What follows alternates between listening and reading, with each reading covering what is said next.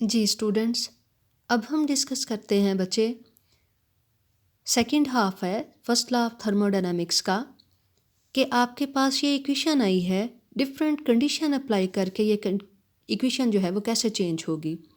First condition आपने क्या apply की है कि अगर वर्क डन नहीं है तो इक्वेशन क्या होगी।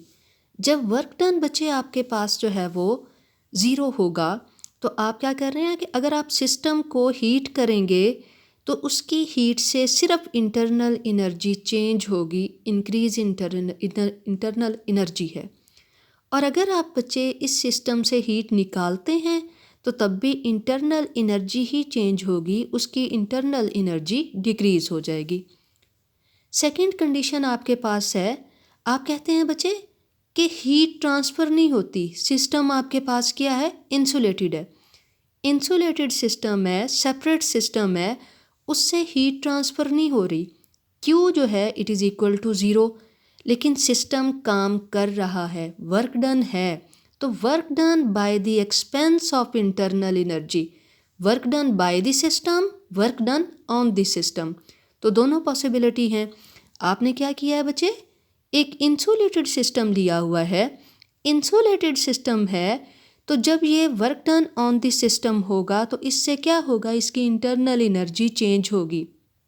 तो अगर आपके पास Q ज़ीरो है तो then delta E is only equal to work done.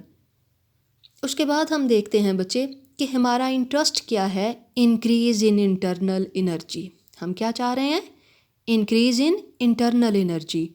तो इंक्रीज इन इंटरनल एनर्जी कब होगा, जब work done on the system होगा। Work done on the system होगा तो इसका साइन क्या होगा, पॉजिटिव होगा। Delta E it is equal to Q plus W।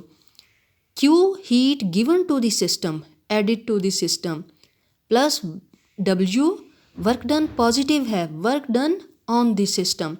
So delta E आपके पास क्या है, Q प्लस W। ये दोनों वैल्यू पॉजिटिव होंगी तो इंटरनल एनर्जी क्या होगी, इंक्रीज होगी। सो आपके पास इक्वेशन क्या है, delta E is equal to Q plus W। तो यहाँ पे देखें, अगर ये इक्वेशन आपके पास है, in these words both heat added to the system and work done on the system increase the internal energy। अगर आप सिस्टम में हीट ऐड करते हैं, work done on the system है, तो सिस्टम की इंटरनल एनर्जी इंक्रीज होगी। Delta E is equal to Q plus W।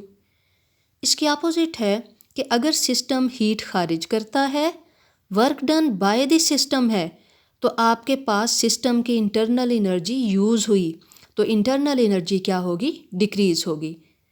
उसके बाद बच्चे हम अदर कंडीशन अप्लाई करते हैं कि अगर आपके पास जो है वो वर्क डन ज़ीरो है, वॉल्यूम चेंज नहीं होता, आप सिस्टम को हीट कर रहे हैं लेकिन सिस्टम में उसका वॉल्यूम चेंज नहीं हो रहा, डेल्टा V क्या है, ज़ीरो है।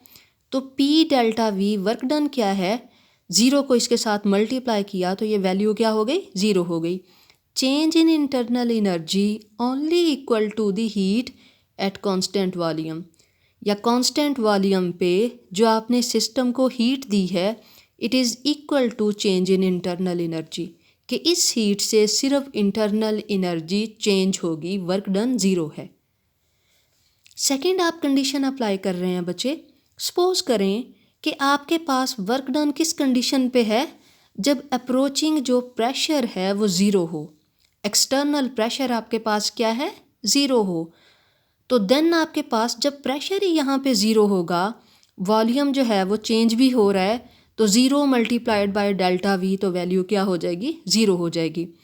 जब अपोजिंग प्रेशर ज़ीरो होगा, delta E is equal to Q। तो ये आपके पास बच्चे यहाँ तक फर्स्ट लॉ ऑफ थर्मोडायनामिक्स है, इसकी एक्सप्लेनेशन है। इंपॉर्टेंट क्वेश्चन है बच्चे, ये पेपर में आ सकता है। अल्लाह हाफिज़।